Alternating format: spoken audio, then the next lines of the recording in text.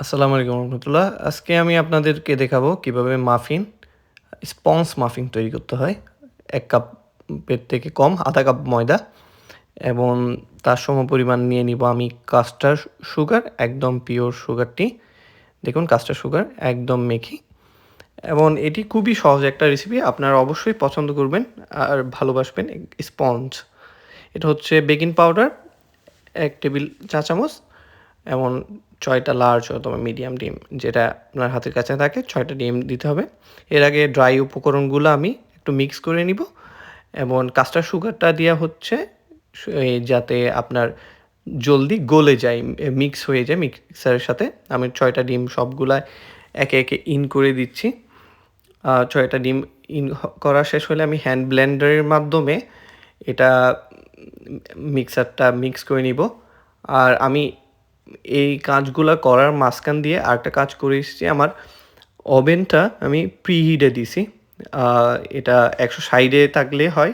১৬০ এ আপনি ২০ মিনিট থেকে ৩০ মিনিট, একেকজনের ওভেনের টেম্পারেচার একেকভাবে উঠে। তো এইজন্য আপনি ২০ থেকে ৩০ মিনিট মাঝখানে আপনাকে একটু চেক করতে হবে। এর মধ্যে আপনার কেকটা রেডি হয়ে যাবে। আর হ্যান্ড ব্লেন্ডার দিয়ে করার জন্য আপনার এই ডাবল হ্যান্ড ব্লেন্ডারটা ইউজ করতে পারেন, আবার অনেকের কাছে হুইস্ক থাকে, এগুলা করতে পারেন।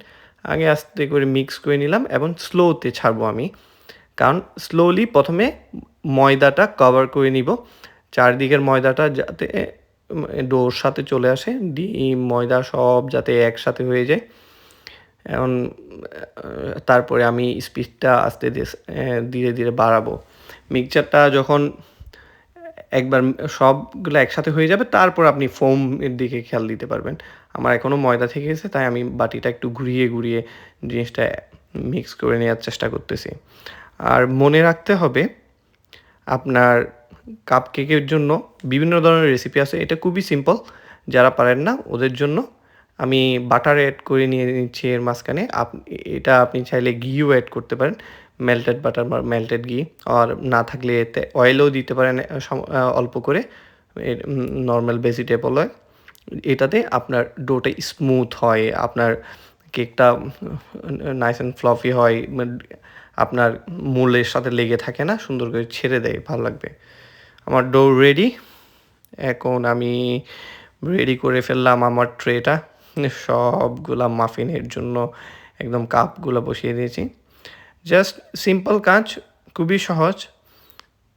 আপনার ৩টা উপকরণ দিয়ে যত ময়দা তত পরিমাণ চিনি, ১ টেবিল পরিমাণ আপনার ১ টেবিল চামচ বেকিং পাউডার দিবেন। আর এর সাথে আপনার চলে এসেছে সামান্য পরিমাণ ঘি অথবা অয়েল অথবা বাটার, আপনার কাছে যেটা পছন্দ হয় ওই অনুসারে আপনি করে নেবেন।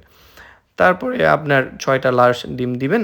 ডিমটা দিলে কি আপনার টেস্টটা ওইভাবে আসে। অনেকে ভ্যানিলা পাউডার এড করতে পছন্দ করলে ভ্যানিলা পাউডার এড করবেন। ওভেনটা অবশ্যই প্রিহিটে রাখবেন, ১৬০ এ দিয়ে রাখবেন ০.৫ ঘন্টা কমপক্ষে। ওভেনটার টেম্পারেচার চলে আসলে তারপর আপনি মাফিনটা যখন রেডি হয়ে যাবে একদম ইন করে দিবেন। খুবই সিম্পল। আমি রিপিট করে দিছি সবার জন্য। একদম আপনার এটা এই মাফিন কেকটা আপনার বাজারে যে মাফিন কেকটা পাবেন এটা থেকে অবশ্যই অনেক ডিফারেন্ট। এটা হবে আপনারা যে স্পঞ্জ কেকগুলা খান ভ্যানিলা বা চকলেট, ওই সেম শেপের স্পঞ্জের মতো। এটা খুবই প্রফেশনাল ওয়েতে আমি আপনাদেরকে দেখিয়েছি। অনেকগুলো ইনগ্রিডিয়েন্ট ইউজ করে হযবরল না করে জিনিসটাকে সিম্পলি আপনি কমপ্লিট করতে পারেন। আমার এখানে দেখেন আমি থেকে মূল যত বড়, কাপগুলো যত বড় এর থেকে একটু কমিয়ে দিচ্ছি। কারণ এগুলা ফুলে ফেঁপে উঠবে। আমি যখন বেক করব জিনিসটা রেজ করবে। আমার সবকিছু একদম সবগুলা রেডি হয়ে গেছে। কিন্তু আমার ১২টা কেক আসতেছে সবগুলা মিলাই এতগুলা ডোতে। আমি যে পরিমাণ হাফ কাপ পরিমাণে বলছি এগুলা দিয়ে আমার ১২টা হচ্ছে। চলুন বেকে চলে যাই। আমার ওভেনটা প্রিহিটেড আছে এখন। আমি ০.৫ ঘন্টা আগে যখন আমি কাজটা শুরু করেছি মিক্সারটা তৈরি করার, তখনই আমি ওভেনটা প্রিহিট করে গেছি। অবশ্যই আপনার ওভেন প্রিহিট হতে হবে, নাহলে আপনার কেকটা আপনি সুন্দর মতো পাবেন না। সুন্দর কেক পেতে গেলে আপনার কেক না যেকোনো বেকিংয়ের জন্য ১ম এটা একটা রুলস অফ থাম্ব আপনার প্রিহিট ওভেন। আমি সুন্দর করে এটা সেন্টার বরাবর রেখে দিয়েছি। আর আপনি অবস্থাটা দেখতে পাচ্ছেন আমার ওভেনের টেম্পারেচার একটু হাইতে আছে এখন মোটামুটি। আমি ২০ থেকে ২৫ মিনিট একটু চেকের মধ্যে রাখবো। এই দেখেন আমার কেকটা রেডি হয়ে গেছে, নাইস অ্যান্ড ফ্লাফি। আপনারাও বাসায় এটা বানিয়ে আমাকে অবশ্যই কমেন্টে জানাবেন কার কেকের অবস্থা কী। আমাদেরটা একটু পরীক্ষা করে নিই। অনেকটা স্পঞ্জ আর জিনিসটা খুবই ডিফারেন্ট, আপনার খেতেও ভালো লাগবে।